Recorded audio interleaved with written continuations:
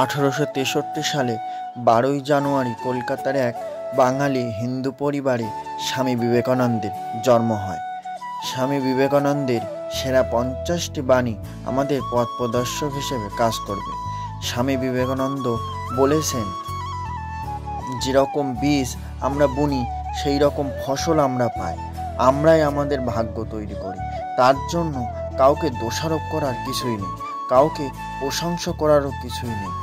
স্বামী বিবেকানন্দ বলতেন, একদিনে বা এক বছরে সফলতার আশা করো না, সবসময় শ্রেষ্ঠ আদর্শকে ধরে থাকো। মনের শক্তি সূর্যের কিরণের মতো, যখন এটি এক জায়গায় কেন্দ্রীভূত হয় তখনই এটি চকচক করে ওঠে।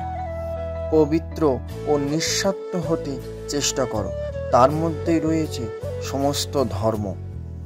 পেছনে তাকিও না, শুধু সামনের দিকে তাকাও। অসীম শক্তি, অসীম উদ্যম, অসীম সাহস এবং অসীম ধৈর্য, এরা একাই পারে মহান কোনো কর্ম সম্পন্ন। সেবা করো তৎপরতার সাথে, দান করো নির্লিপ্তভাবে, ভালোবাসো নিঃস্বার্থভাবে, ব্যয় করো বিবেচনার সাথে, তর্ক করো যুক্তির সাথে, কথা বলো সংক্ষেপে। আমাদের দেশের মেয়েরা তেমন শিক্ষিত নয় বটে, কিন্তু তারা অনেক বেশি পবিত্র। যারা তোমাকে সাহায্য করেছে তাদের কখনো ভুলে যেও না। যারা তোমাকে ভালোবাসে তাদের কখনো ঘৃণা করো না। যারা তোমাকে বিশ্বাস করে তাদের কখনো ঠকিও না। পুরুষরা মেয়েদের ভাগ্য গঠনে ভার গ্রহণ করাতেই নারী জাতির যত কিছু অনিষ্ট হয়েছে।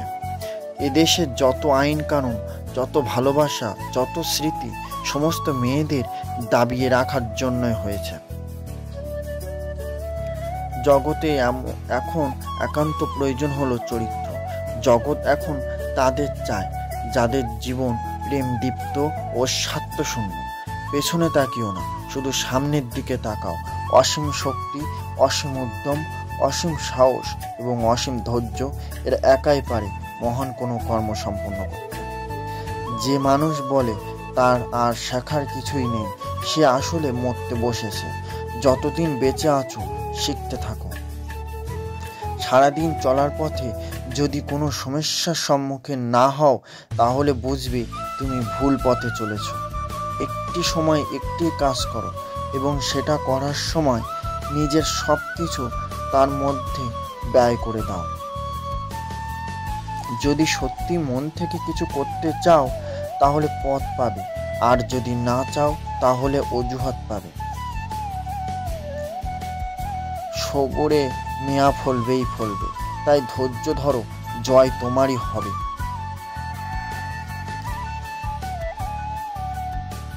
নিজে যা করতে পারো করে যাও, অপরের ওপর আশা বা ভরসা কোনোটা করিও না।